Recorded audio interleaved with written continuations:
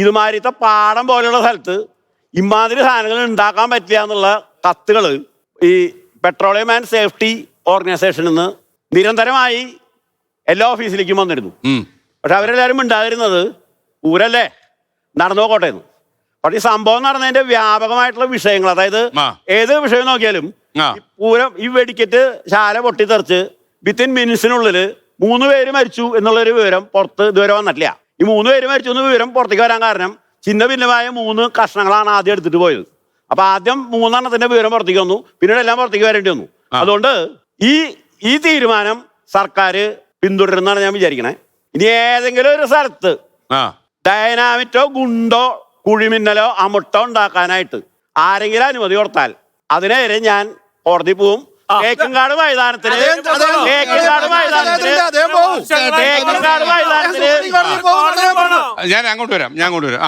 തേക്കങ്കാട് മൈതാനത്തിലോ കേരളത്തിലെ ഏതെങ്കിലും ഒരു സ്ഥലത്തോ ഭൂമി കുഴിച്ചിട്ട് ഒരു സാധനവും മുകളിലേക്ക് പോയിട്ട് പൊട്ടിക്കാനായിട്ട് ഞാൻ അനുവദിക്കില്ല. അതെങ്ങനെ കേസിന് പോകുന്നല്ലേ? കേസിന് പോകുന്നു പറഞ്ഞു, അല്ലെങ്കിൽ അങ്ങ് ആരാന്ന് ചോദിക്കില്ലേ അവര്? അല്ലല്ല, ഇത് ഉണ്ടാക്കാൻ പാടില്ല വിധി ഉണ്ട്. വിധി മറച്ചു വെച്ചിട്ടാണ് ഇവര് ചെയ്തിരുന്നത്. ഓക്കെ, മറുപടി. ആരൊക്കെ എന്തൊക്കെ വിചാരിച്ചാലും ഈ വെടിക്കെട്ട് അല്ലെങ്കിൽ അങ്ങനത്തെ ആചാരങ്ങളെ ഉന്മൂലനാശനം ചെയ്യാം എന്ന് വിചാരിച്ചാൽ എത്ര നല്ല സുന്ദരമായ നടക്കാത്ത സ്വപ്നം.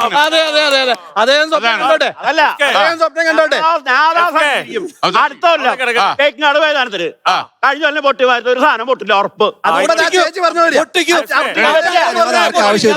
പൊട്ടിക്കാൻ സമ്മതിക്കില്ല, പൊട്ടില്ല. കഴിഞ്ഞ കൊല്ലം പൊട്ടില്ല,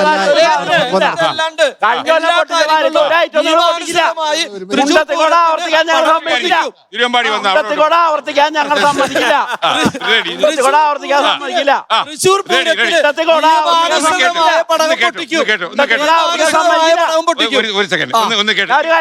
ഈ നിമിഷം വരെ തിരുവമ്പാടി ദേവസ്വത്തിന്റെ ഉത്സവ കമ്മിറ്റിക്കാര് 5 പേര് മരിച്ചു പോയിട്ട് അവർക്ക് എന്തെങ്കിലും 1 രൂപ പോലും കൊടുക്കാൻ പറ്റുമോന്ന് തിരുവമ്പാടി ദേവസ്വം ഈ നിമിഷം വരെ പറഞ്ഞിട്ടില്ല. ഇനി കേൾക്കണം, ദയവ് ഇത് കേൾക്കണം.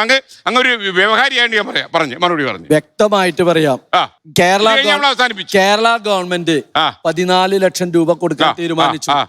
അതേപോലെ തന്നെ സെൻട്രൽ ഗവൺമെന്റ് 2 ലക്ഷം രൂപ കൊടുക്കാൻ തീരുമാനിച്ചു. സുരേഷ് ഗോപി സാറ് 1 ലക്ഷം രൂപ കൊടുക്കാൻ തീരുമാനിച്ചു. യൂസഫ് അലി സാഹിബ് 1 ലക്ഷം രൂപ വെച്ചു. അതേപോലെ കുറെ നല്ല ആൾക്കാര് ഈ മരണപ്പെട്ടവർക്കും അതേപോലെ തന്നെ പരിക്കേറ്റവർക്കും അവിടെ ഇതുകൾ പറഞ്ഞിട്ടുണ്ട്. ഇത് ദേവസ്വം എന്ന് പറഞ്ഞു കഴിഞ്ഞാൽ അതിനൊരു കമ്മിറ്റി ഉണ്ട്, പരിമിതികളുണ്ട്. ദേവസ്വം അല്ലല്ലോ പൂരത്തിന്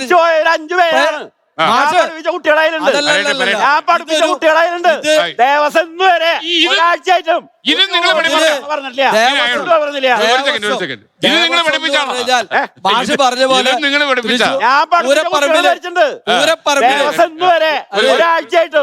ഒരു പൈസ പോലും കൊടുക്കുന്നു പറഞ്ഞില്ല. അദ്ദേഹത്തിന്റെ ഒരു വെല്ലുവിളിയുണ്ട്. തേക്കങ്കാട് മൈതാനിയിൽ തൃശ്ശൂർ തേക്കങ്കാട് മൈതാനിയിൽ അടുത്ത കൊല്ലം വടക്കുന്നാഥ ക്ഷേത്ര മൈതാനത്തില് മാഷക്ക് എന്ത് അവകാശം? ഒരു കാര്യം അത് ഞങ്ങൾക്ക് ജീവൻ ഉണ്ടെങ്കിൽ ഞങ്ങൾ പൊട്ടിക്കും. അവിടെ പൊട്ടിക്കും. തിരുവമ്പാടി ദേവസ്വം പൊട്ടിക്കും.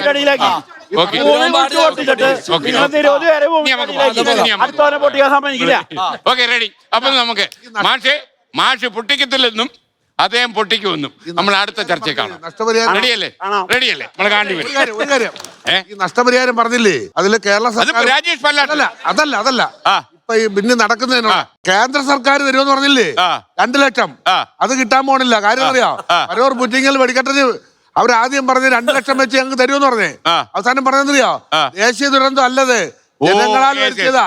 50,000 രൂപ സമയത്ത് കേരള സർക്കാർ പറഞ്ഞ 2 ലക്ഷം തന്നു. അങ്ങയോട് എനിക്ക് ഒരു റിക്വസ്റ്റേ ഉള്ളൂ, രാജേഷ് പല്ലാട്ടിനെ വിടരുത്. റെഡി, അത് മുറുകെ റെഡി.